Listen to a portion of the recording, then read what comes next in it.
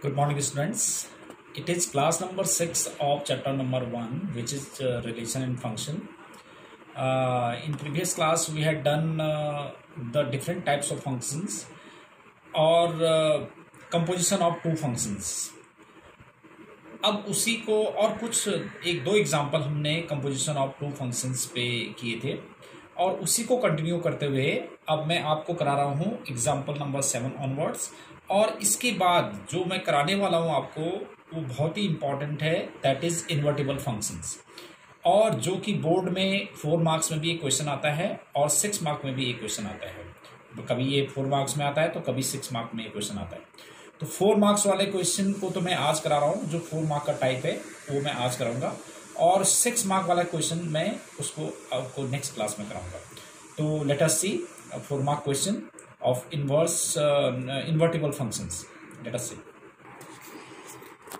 ये है example number 17 जो हमारे टेक्स्ट बुक में गिवन है। 16 एग्जाम्पल तक हमने लास्ट क्लास में कर दिया था। अब एग्जाम्पल नंबर 17 क्या है, देखिए।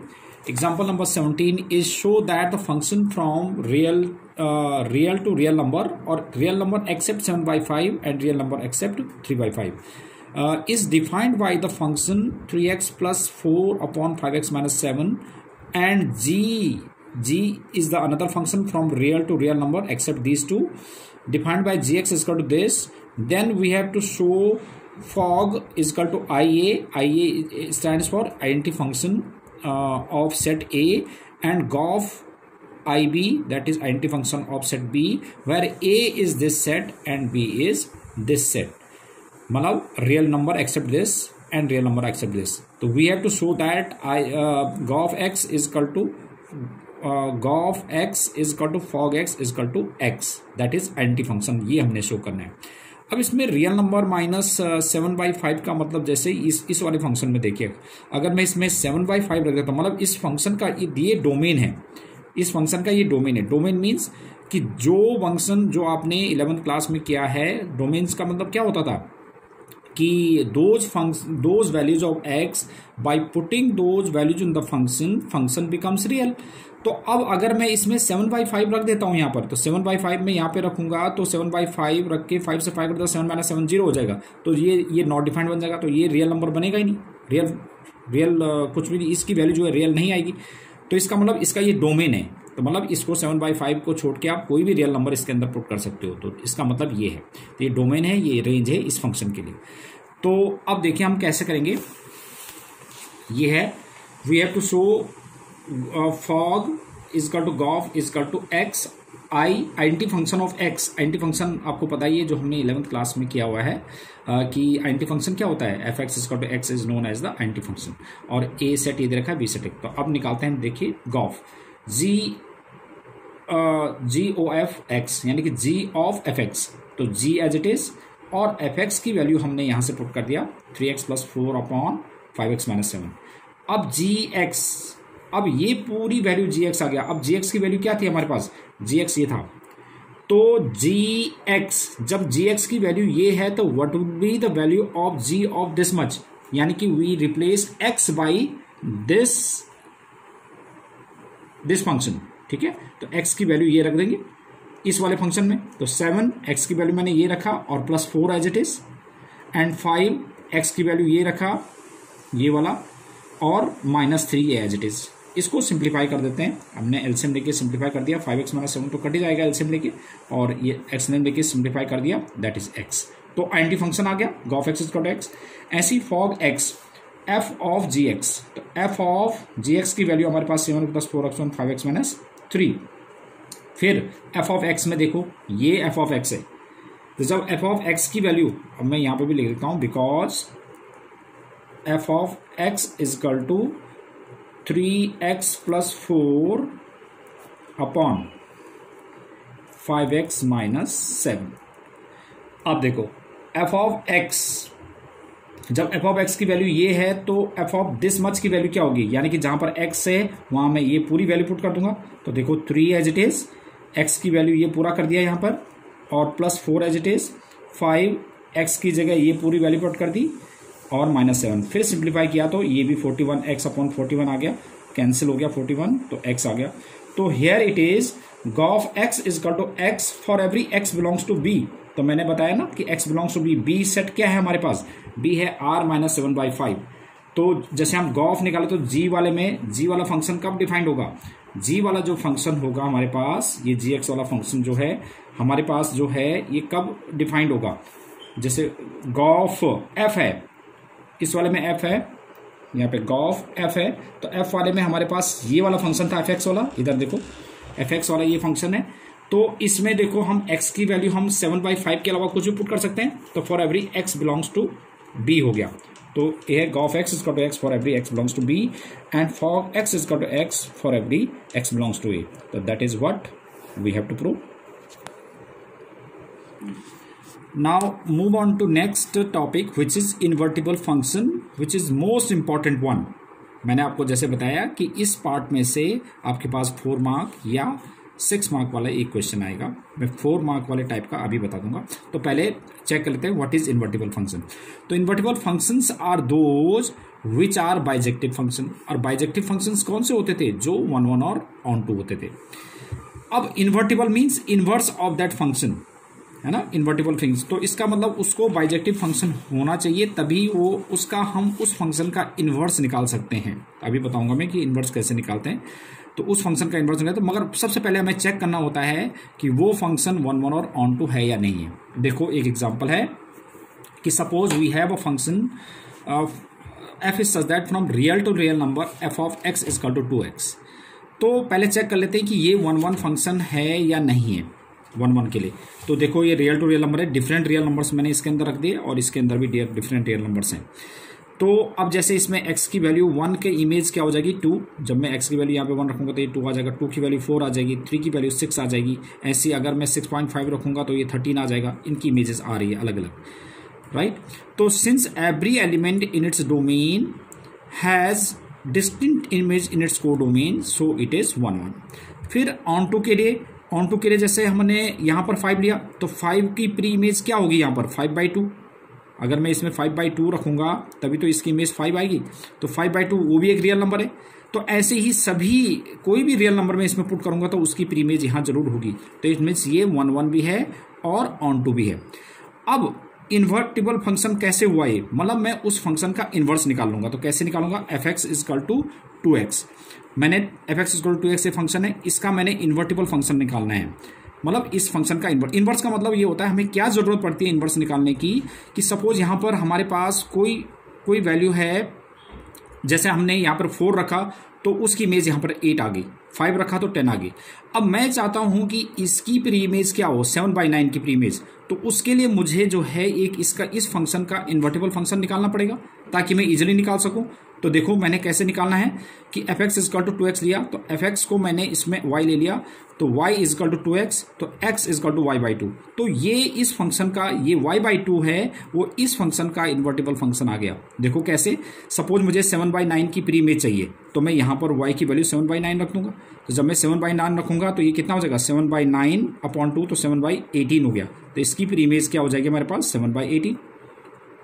तो यहाँ पर ये जरूरत पड़ी हमें। अब यहाँ पे तो खैर बहुत ही सिंपल फंक्शन था, इसलिए हमने इजीली हम ऑरली भी निकाल सकते हैं। मगर कोई फंक्शन जैसे 2x x² + 2x + 5 हो, उसकी मुझे प्री इमेज निकालनी, तो ऐसे फंक्शन के लिए मुझे उस फंक्शन का इन्वर्स निकालना होगा, उस फंक्शन का इन्वर्टिबल। तो इन्वर्टिबल तभी वो जस्टिफाई होगा जब वो 1 1 और ऑन 2 होगा। जैसे इसी फंक्शन के लिए suppose it would have been natural to natural number, सपोज ये नेचुरल टू नेचुरल नंबर में होता है यही फंक्शन। तो अब नेचुरल टू नेचुरल नंबर में अगर ये फंक्शन होता तो अब मुझे जैसे 5 भी एक नेचुरल नंबर है, तो 5 की इमेज निकालना चाहता हूं मैं, तो 5 की इमेज यहाँ पर मुझे जो है 5/2 रखना पड़ेगा। यानी कि जैसे ये इसका, जैसे मैंने इन्वर्स निकाल लिया था इस फंक्शन का, अब मैं इसमें y की वैल्यू 5 रखूंगा तो 5/2 आ जाएगा ये। तो 5/2 तो एक नेचुरल नंबर नहीं है, तो इसका मतलब ये जो मैंने इन्वर्स निकाला इस फंक्शन का, ये जो है इन्वर्स जो है ये एग्जिस्ट नहीं करता। तो इसका मतलब एग्जिस्ट उसी में करेगा जो 1 1 और ऑन 2 होगा। तो यानी कि सबसे पहले जब भी हमें कोई भी फंक्शन इन्वर्टिबल निकालना होगा तो पहले हमें 1 1 चेक करना पड़ेगा, तभी हम इन्वर्स निकाल लेंगे उसका, अदरवाइज हम इन्वर्स नहीं निकाल सकते। तो ये तो था इन्वर्स के लिए। अब इस पे बेस्ड जो ये क्वेश्चन है, example number 23, example 23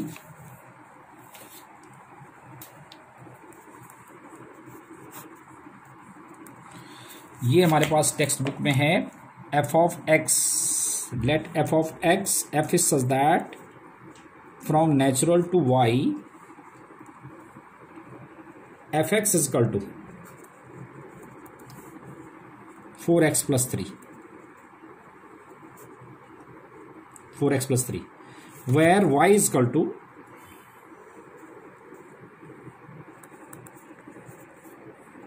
y belongs to n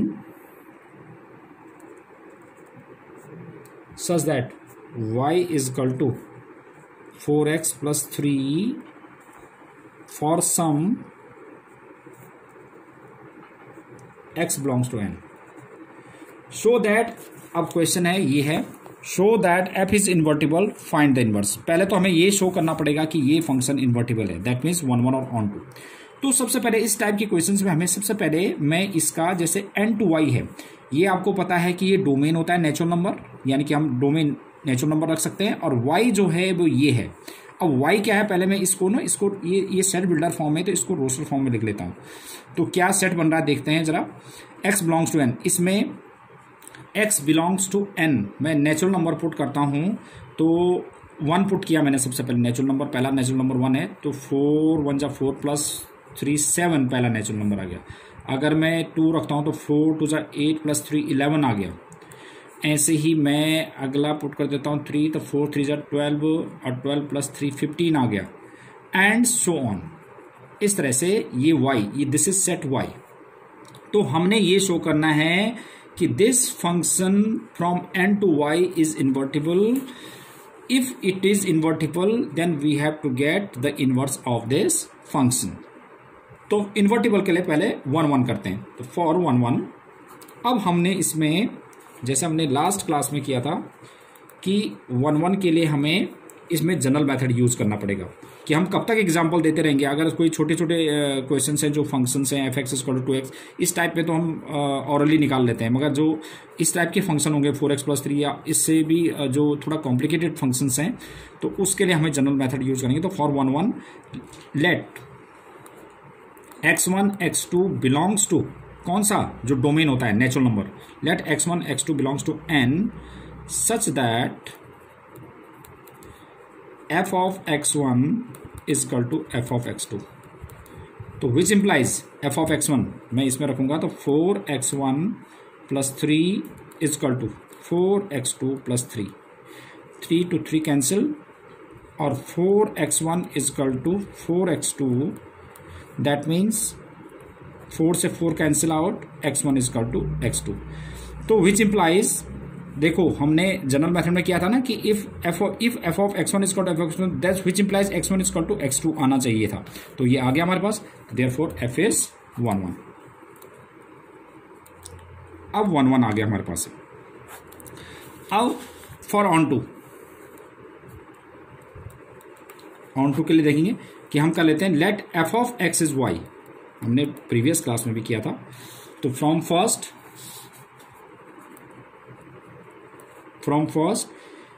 y is 4x + 3 and x is equal to क्या आ जाएगा, y - 3/4। अब मैं चेक करता हूं कि ये ऑन टू है या नहीं है। ऑन टू क्या होता है कि every element in its codomain should have pre image in its domain. अब इसमें कोडोमेन तो ये है y कोडोमेन ये है, और डोमेन क्या है, नेचुरल नंबर है। तो मैं देख लेता हूं कि सभी कोडोमेन वाले नंबर के लिए इसके अंदर सारे नेचुरल नंबर आ रहे हैं, नहीं आ रहे हैं। तो अब इधर देखते हैं, पहले मैं इसमें y की वैल्यू 7 पुट कर रहा हूं, तो 7 पुट करूंगा तो 7 - 3 4, 4/4 इज 1, तो पहला नेचुरल नंबर आ गया। ऐसे ही मैं अब 11 पुट कर रहा हूं, 11 पुट करने से 11 - 3 8, 8/4 इज 2, दूसरा नेचुरल नंबर आ गया। ऐसे मैंने 15 पुट किया, 15 - 3 12/4 विच इज 3, ऐसे तीसरा नेचुरल नंबर आ गया। तो ऐसे ही सो ऑन आगे ये चलता जाएगा। तो अब देख रहे हैं कि सारे for every element in its codomain has preimage in its domain, so it is onto. तो मैं इधर लिख देता हूं, कैसे लिखते हैं कि here for every y belongs to y, capital Y ये सेट है, there exist x belongs to natural number n such that f of x is y, f of x is equal to y, so f is on to। अब ये 1 1 भी on to भी आ गया. This is first second equation और this is third equation. तो from second and third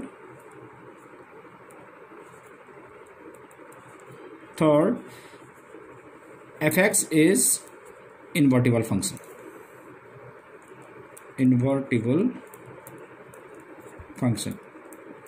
अब question है कि if it is invertible then find the inverse of x. अब इनवर्स ऑफ x कैसे निकालेंगे हम? जैसे हमने इसमें लिया कि f of x is equal to y, तो which implies x is equal to f inverse y. इसको मैं इक्वेशन नंबर a डाल देता हूं और इसको इक्वेशन नंबर b. तो फ्रॉम a एंड b, ये भी x की वैल्यू है और ये भी x की वैल्यू है. तो from a and b f inverse y is equal to y minus 3/4. तो this is invertible function of 4x plus 3. अब सपोज हमें f इनवर्स x निकालना है तो रिप्लेस y बाई x, तो यानी कि x माइनस 3/4 हो जाएगा. तो this is the invertible function of this function fx. तो इस पे बेस्ड, अब इस पे बेस्ड एग्जांपल्स, इस एग्जांपल पे बेस्ड आपने जो एक्सरसाइज कर लेनी है, मैं नेक्स्ट एग्जांपल में नेक्स्ट क्लास में कराऊंगा. तो इसमें आपने क्वेश्चन नंबर 9 को छोड़ के बाकी आपने अब जो 1.3 एक्सरसाइज है जो आपने करना है क्वेश्चन नंबर 8 तक. एक्सरसाइज 1.3 क्वेश्चन नंबर 8 तक. This is homework. ये आपका होमवर्क है. एक्सरसाइज इस पे based homework is exercise 1.3 up to question number 8. This is homework for you. So I think it is more than enough for today's class. Thank you.